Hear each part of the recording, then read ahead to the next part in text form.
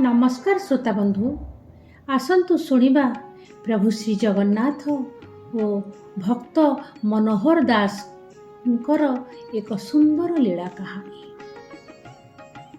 महाप्रभुଙ୍କ पद्म बेशर प्रवर्तन को नहीं पुरी रे आउ एक लोककथा शुणा जाए।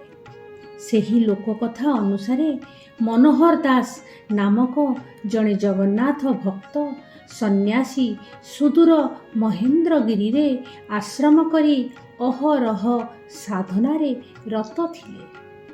महाप्रभु जगन्नाथ तांकर इष्ट होइथिबारु से प्राय पदब्रजरे श्रीक्षेत्र को आगमन करी किछि दिन क्षेत्रवासी होई रहुथिले एवं तापरे निजर साधना स्थल महेंद्रगिरी को फेरी जाउथिले।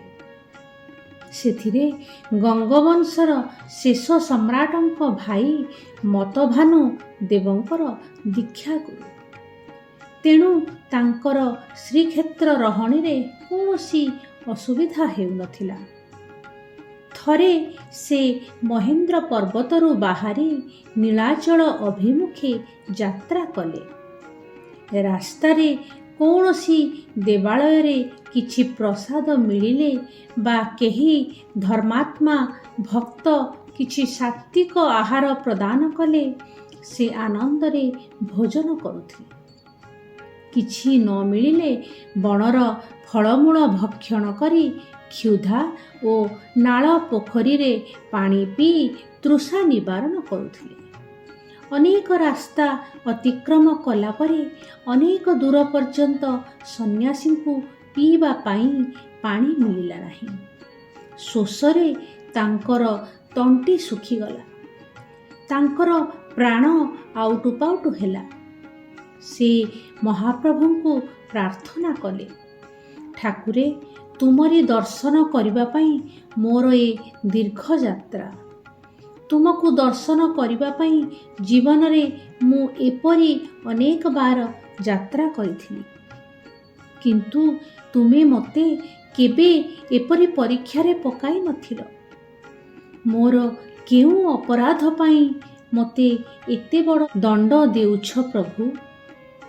तुमे तो क्षमा सागर, मोर अपराध क्षमा करी मोर प्राण रक्षा कर महाबाहु।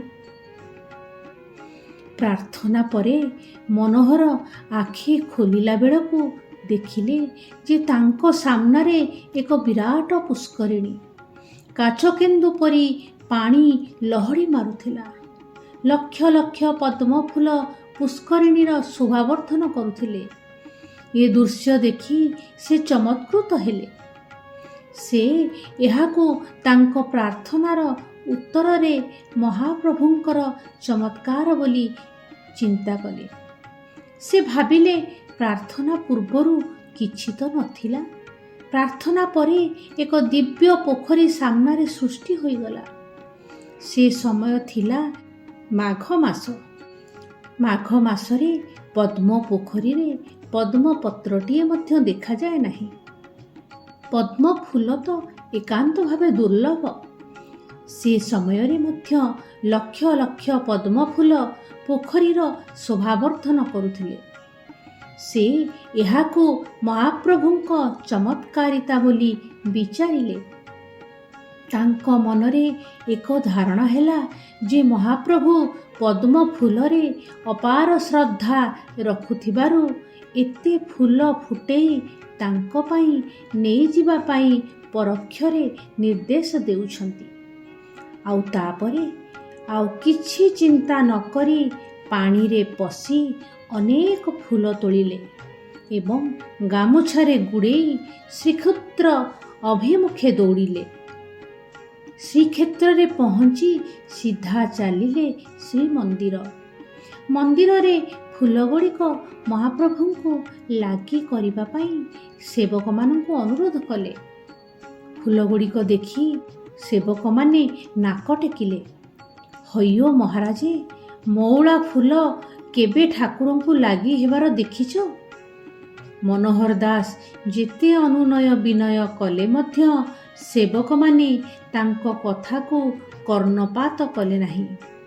ତାଙ୍କର ଏତେ ଦିନର ପରିଶ୍ରମ ବୃଥା ହେବା ଦେଖି ସେ ଦୁଃଖରେ ଭାଙ୍ଗି ପଡ଼ିଲେ ଏବଂ ମହାପ୍ରଭୁଙ୍କୁ ପ୍ରାର୍ଥନା କଲେ।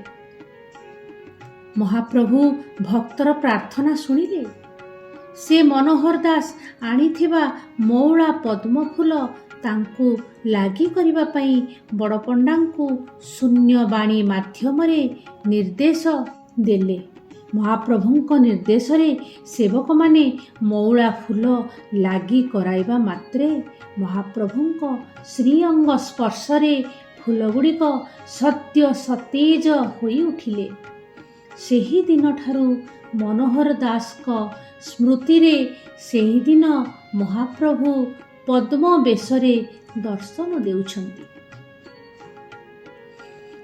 ଶ୍ରୋତାବନ୍ଧୁ, ଆଉ ଏକ ସୁନ୍ଦର ଲୀଳା କାହାଣୀ ନେଇ ମୁଁ ଉପସ୍ଥିତ ହେବି ମୋର ଆଗାମୀ ଅଧ୍ୟାୟରେ। ଜୟ ଜଗନ୍ନାଥ।